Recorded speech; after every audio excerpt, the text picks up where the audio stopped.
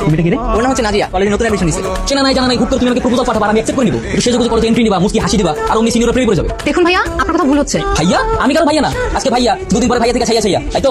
তোমাদের মতো মেয়েদেরকে না আমার খুব ভালো মতো চিনা আছে। বিশ্বাস করুন, আমি আপনাকে কোনো চিঠি দিই নাই। আমি কেন ওনাকে চিঠি দিতে যাবো? আমি তোমাকে চিনিই না।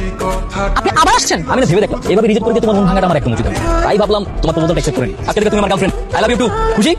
আপনি কেন বুঝতেছেন না? আমি আপনাকে কোনো চিঠি দেইনি, চিঠিটা হয়তো অন্য কেউ দিয়েছে। এই, কিসের ভালোবাসা? হ্যাঁ, আমি কতবার বলবো আপনাকে, আমি আপনাকে কোনো চিঠি দেইনি। আর শুনেন, আপনি কলেজে আমার সিনিয়র, কলেজ কিন্তু এখন ছুটি হয়ে গেছে। এখন কিন্তু আপনি আমার সাথে উল্টাপাল্টা কিছু বলতে পারবেন না, তাহলে কিন্তু ভালো হবে না বলে দিলাম। আবার কি চাই? আমি তোমার বয়ফ্রেন্ড, আমি তো তোমাকে দিতে এসেছি। কি দিতে এসেছেন? এই যে গিফট, আজকে আমাদের রিলেশনের দ্বিতীয় দিন না, তাই তোমার জন্য গিফট নিয়ে এসেছি। আমি কি আমার মুখ দিয়ে আপনাকে একবার ভালোবাসা শব্দটা বলেছি? মেয়েদের বুক ফাটে কিন্তু মুখ ফুটে না। ভালোবাসার কথা সরাসরি আমাকে বলতে না পেরেই তো চিঠি লিখে পাঠিয়েছিলে। বেশি বোঝা স্বাস্থ্যের পক্ষে ক্ষতিকর। এই চল। কিন্তু আমার গিফটটা? আপনার গিফট আপনার কাছে রাখেন। কি ব্যাপার? তুমি আমাকে কলেজের পিছনে ওয়েট করতে বলে নিজেই এখন ক্লাস করছো। রাইট, তুমি কোন ক্লাসে? স্যার এক মিনিট, তুমি আমাকে বললা যে স্যারকে ওয়াশরুমের বাহানা দিয়ে আমার সাথে দেখা করতে আসবা। কই? আমি তোমার জন্য আধা ঘন্টা যাবত ওয়েট করছি। শোনো, এইভাবে চলতে থাকলে আমি কিন্তু তোমার সাথে রিলেশন কন্টিনিউ করতে পারবো না। I am really so sorry. ক্লাসের বাইরে কান ধরে দাঁড়িয়ে থাকো, ক্লাস ছুটি না হওয়া পর্যন্ত এখানে দাঁড়িয়ে থাকবে। যাও। তোমার এই কথাটাই ছিল শুধু বলা, ভালোবাসি আমিও তোমার। কি সমস্যা আপনার? আপনি কি একটু ভয় করেন না? আমি কখন বলেছি আপনাকে কলেজের পিছনে অপেক্ষা করতে?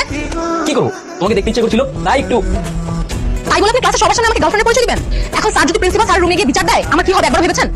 আরে এত কি প্রেম হয় নাকি? শোনো, ভালোবাসাতে হাজারটা বাধা থাকে, তাই প্রেমিকদের একটু ডিয়ারিং হয়, নইলে তো প্রেমটাই জমে উঠবে না, বুঝো নাই? আপনার সাথে কথা বলাই বেকার। আমার তো মনে হচ্ছে আপনার মানসিক ডাক্তার দেখানো উচিত। দোস্ত, তুই প্লিজ আমাকে এই ঝামেলা থেকে বাঁচা। কেন, কি হয়েছে? কি হয়েছে তুই বুঝতেছিস না? এইভাবে চলতে থাকলে কবে যেন প্রিন্সিপাল স্যার আমাকে ডেকে নিয়ে টিসি দিয়ে দেয়। তার মানে তুই সত্যি সাকিব ভাইকে লাভ লেটারটা দিসনি? আর আমি কেন ওনাকে লাভ লেটার দিতে যাবো? আমার কপালটাই খারাপ, কলেজে পা রাখতে না রাখতেই একটা ঝামেলা ঘাড়ে এসে পড়েছে।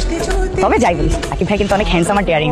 তুই তো স্কুল লাইফ থেকে চাইতি একটা ডেয়ারিং ছেলের সাথে কলেজে উঠে প্রেম করবি। এখন তো মেঘনা চাইতেই বৃষ্টি। দেখ, তুই পটানোর আগে সাকিব ভাই পটে বসে আছে। আই লাভ ইউ টুটা বলে সামনে আগাস না। ডেয়ারিং বলেছি, এতটাও ডেয়ারিং না যে সে ক্লাসে স্যারের সামনে আমাকে আই লাভ ইউ বলবে। আর আমি যদি ওকে আজকে আই লাভ ইউ বলি, কালকে দেখবি ঠিকই আমার বাবার সামনে বিয়ের প্রস্তাব নিয়ে হাজির হয়ে যাবে। সমস্যা কি? আজকাল প্রেম করার জন্য ছেলেদের অভাব হয় না, কিন্তু বিয়ের কথা বললে ওরা লেজ গুটিয়ে পালায়। শোন, ছেলেটাকে হাতছাড়া করিস না।